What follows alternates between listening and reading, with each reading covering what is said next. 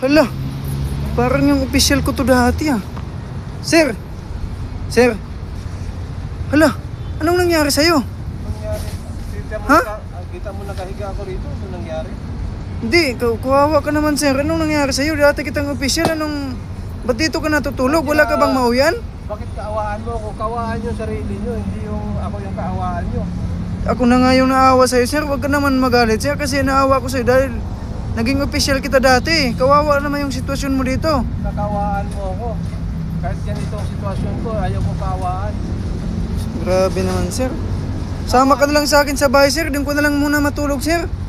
Pabigat pa ako sa'yo sa bahay nyo, tapos kukunin mo pa ko rito. Dagdagan mo pa yung problema mo dyan sa bahay mo. Ako, okay na ako sa ganitong sitwasyon. Kahit naging palaboy ako. Okay lang sa akin sir. Kaso ikaw nga yung inaalala ko sir kasi naging part ka ng buhay namin sir eh. Yung mga paalala mo sa amin sir, di mo pala inaano sa'yo? Yung mga advice mo sa amin? UIC kita dati sir eh. Nag-aalala ko sa sitwasyon mo sir eh.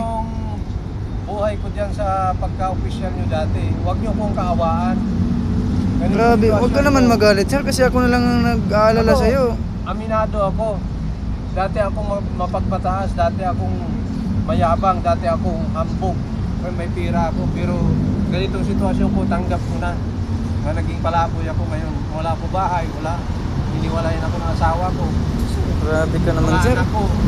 Kaya nga sir, akong bahala sa'yo sir. Tutulungan kita sir. Doon ka muna tumuloy sa bahay kasi ayaw ko na nagiging palaboy ka dito sir. Ano pang mangyari sa'yo dito sir? Sige na sir, huwag ka nang maano sir. Sabi ko na nga, huwag Sir. nyo kong kaawaan. Huwag nyo kong kaawaan. Hindi nga pwede sir, di mo alam yung pinagsasabi mo sir eh. Wala ka na sa katinuan sir. Alam nyo. Sir, sige na sir, maawa ka na sir. Sama ka na sa akin sa bahay sir.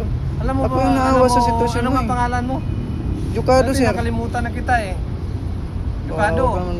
Alam mo Jukado, tama na ako sa buhay ko. Sinasabi ko nga, tapos na yung kayabangan ko noon, hambog ako noon dahil maganda yung trabaho ko. Ngayon na ganito, natanggal ako sa trabaho ko. Kaya ayaw kong kawaan ng kapwa ko. Grabe ka naman sir. Dahil sa ganitong sitwasyon ko, Ikaw yung dating official namin sir, UIC ka namin, tapos di ko malaya na ito na pwede pala yung nangyari sa'yo. Mahiling ko na lang Jukado. Hilingin ko na lang sana pwede ba, hilingin ko na lang Jukado Oo. na sabihin mo kung i-share nyo yan, binibidyohan nyo ako, di ba? Oo. I-upload Oo, sir, nyo yan, naka-video tapos to, sir. i-share nyo sa social media. Sabihin nyo sa mga anak ko, asawa ko, na ganitong sitwasyon ko, masaya na sila. Wow, ng official ko na to. Dating maganda yung mga pangaral mo sa amin sir. Tapos Sabihin mo sa sa'yo pala. kanila. mga idol, ito si ang official namin dati. Maganda yung magpalakad sa amin dati. Kung ano-ano yung mga advice na tinutukan niya sa amin na magagandang ano. Tapos ngayon siya pala tuloy yung naging kakaawa yung sitwasyon ngayon. Iniwan pa daw siya ng asawa niya at mga anak niya. Pa-share naman ng video na to mga idol kasi kawawa si yung official namin dati. I-share nyo para makita Para ng mga anak ko at makita asawa daw ko yung mga anak niya. Natutuwa na yan sila dahil ganito yung nangyari sa buhay ko.